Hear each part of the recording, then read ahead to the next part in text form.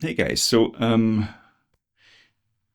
gonna look at the Hohem M7 and the iSteady V3 Ultra, and the first thing I want to show you guys is the M7 packaging. This is the V3 Ultra packaging. Obviously, quite a big difference. And these are the actual gimbals. Now, why are we looking at these gimbals? Obviously, I'm shooting this on an iPhone. We're shooting open gate now, so we can, we don't have stabilizing at that point. So we really need a gimbal. I know for everything else, iPhone stabilization works really well, but if you're shooting open gate, then you really need a gimbal. I've had this for a little bit. It's a great gimbal. Obviously, it's pretty big for an iPhone gimbal, and obviously they came out with this Ultra V3, which is a, completely different thing. And obviously this is probably not really fair to compare these two, because this is really a vlogger gimbal, and a lot of people buy these gimbals for tracking themselves, shooting like that. I mean, this is obviously, this folds down to this. This, you have to take this off, and then it still remains pretty big. They both have this ingenious little remote thing, which is awesome. Yeah, even this one does. Right there. It's a little bit smaller. I'll show you the remotes so you can get an idea. But it really does the same job. Like, using it, you really wouldn't necessarily notice that this is that much smaller. I actually first thought, oh, great, I can probably interchange them. So obviously that's not the case. You can't. Obviously this has the tripod built in. It's a lot smaller. I have pretty big hands, so it's kind of weird to hold it with the tripod attached and then use this. This obviously is a lot beefier, and you have to screw this in, and then you can set it up. The M7 has has a big wheel here with buttons and stuff. This has a tiny little wheel. This has a lot of mounting points as well. Right here, right here. This does not. They both have, as far as I know, the same actual stabilizing technology, and as far as I know, they have the same tracking technology. So they have the trackers. Again, this is smaller, but it pretty much works exactly the same way. And I'm not really going to go into the comparing the tracking on these because it's not something that I use that much. I've used it a little bit. They both work. They both work great. They can read the gestures and everything. So I don't really have a problem with that. The biggest issue or the biggest difference between these two, and I'm going to just put this phone on here. So I have my phones in cases. Maybe other people don't really do that. I do. So if I put this on here, it works. It's a really small case. It's a really skinny case, so it works. So this turns on, and I have it set to go automatically into landscape. This, you just push the thing, then it goes into vertical. They really only show this gimbal in, I think most of the time, see, I have to put this in to hold it because otherwise it's kind of in my hand. So they really show this mostly in vertical position. I really never shoot vertical that much anymore, especially with open gate, because it just, I don't really need it that much.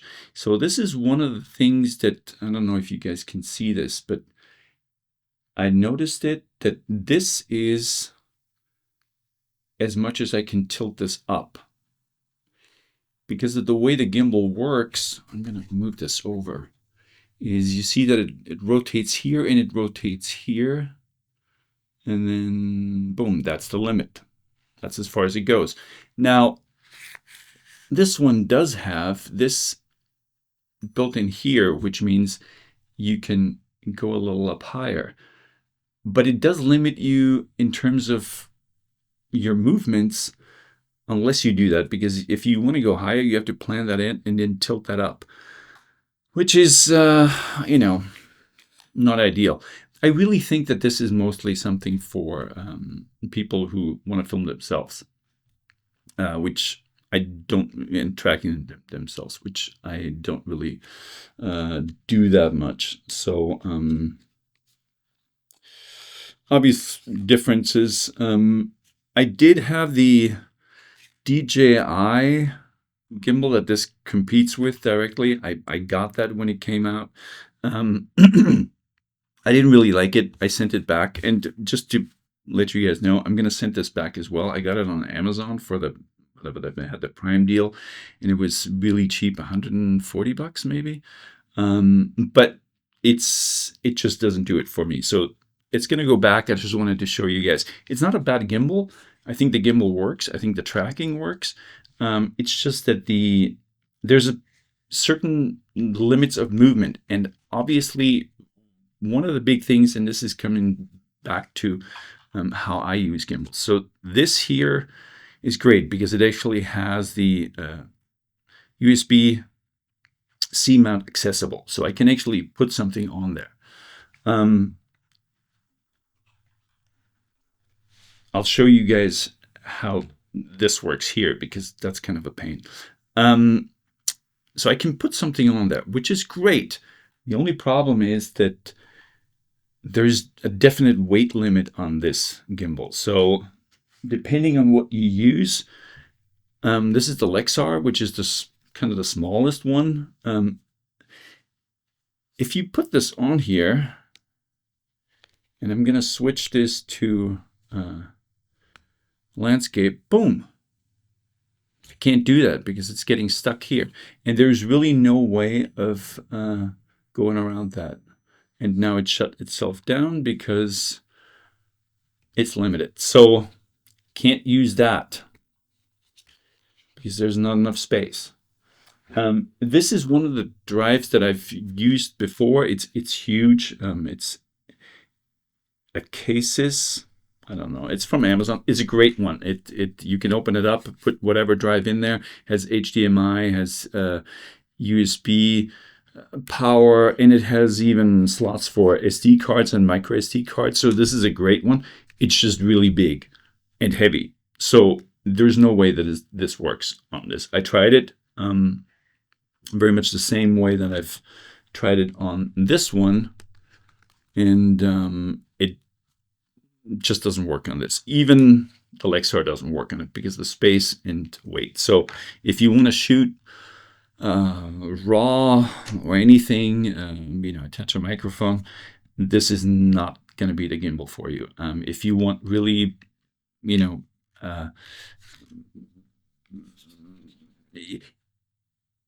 it's also limiting in terms of what you can do in terms of movements while you're doing it. I tried to shoot this like I have before, when you kind of go low like that. It very often gets to its limit in terms of movements, which is really annoying, I feel like. So it's not a bad gimbal, but has limitations. It's probably, and this is kind of cool. It's probably, yeah, I mean, again, this is a better gimbal. It gives you more options. Just wanted to show you guys how I use this with this. Now, this gimbal has its own issues, and you can tell that. I'm going to turn this on. So as you guys can see, the USB port goes right up against this, which means if you want to use something on it, you have to use angled USB ports. You have to use, you have to put this a little bit further over to give yourself some space. Then you have to kind of shimmy that over. Then you're a little limited on space. So in order to get this, you're getting to the limits of this gimbal as well. Now, the good thing about this gimbal is that when you use the Lexar, and I'm using this with the hub because it's kind of the only way you can use it. There's barely enough space here. Let me shut this down because it doesn't like it when you put the... Here we go. So right in here, right at that angle, there's a little bit of a notch there, and then actually there's a rubber thing in there that I took out. I cut that out. So once you do that, you can actually fit this right in there, and that space is almost made for the Lexar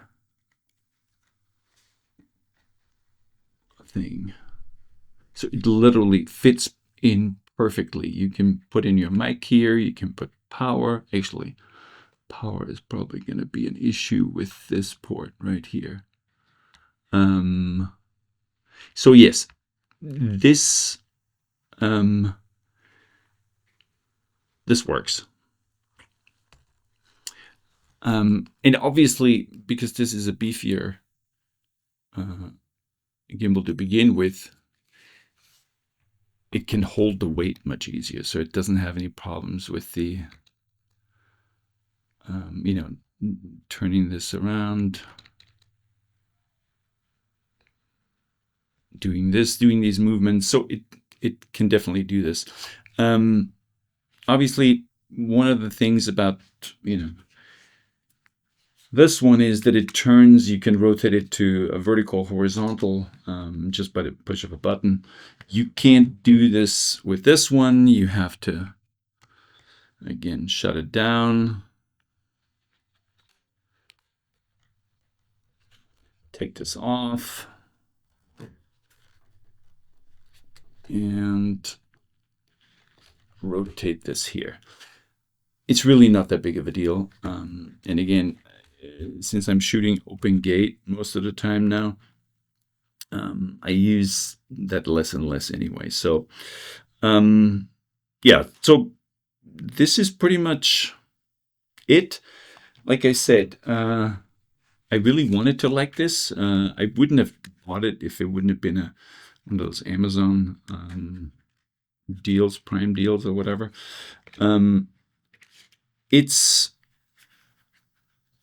I would probably recommend it to people who just ask me, hey, I just want a gimbal, something quick and easy that just works. I want tracking. I want to, track my kids, track my dog. Yeah, those people are not going to shoot RAW or ProRes or anything like that. They're not really going to be too worried about fancy moves or anything. They just want to maybe track themselves or do simple stuff. For that, it's great. Packs down, very small. It's great. I still prefer this to the DJI version of this. I call it the DJI version of this because the remote is really great to have. You really can kind of see what you're doing, especially if you set it up for like a birthday party or something like that. Remote control it with the trigger. That's awesome. So this is obviously a lot smaller. And the M7 is obviously, if you break this down, it does, comes with the case. It needs the case. You can't really, you're not going to put this in your pocket. I had people ask me, how do you, attach drives to this? I did just kind of, again, with angled USB plugs, I kind of attached drives, different ones, to the outside of the arm like that. There is a mounting point up here, so you could do that as well. I don't know how that interferes with movements. Just putting a rubber band around this works. It's just not very elegant. Like I said, this is a much better solution, and I'm really happy that the Lexar drive really fits in there perfectly. So that is a great feature. The other things, the one of the things, okay, this is a great wheel here. That a lot of that stuff only works if you use the Hohem app, so it doesn't really help you. I don't know if Blackmagic or any of the others are gonna find ways to use these things, which would be awesome, because it has all kinds of buttons and stuff on it that I can't really use that much, because it's like I said, it's it doesn't, you need to use the Hohem app. The one thing I have to say between using DJI for a lot of stuff for a long time and Hohem is that DJI definitely keeps up with firmware updates, features, and constantly adds things to it. I haven't seen anything like that. From what I know, the smaller one has the same features as this, so I don't know if they if it's really, it seems like it's the same technology, so maybe this doesn't need any upgrades or firmware updates, which is okay. I haven't had any problems with it. It works well. Yeah. So just wanted to let you, wanted to show you guys this stuff. Hope this helps. And yeah. Thanks.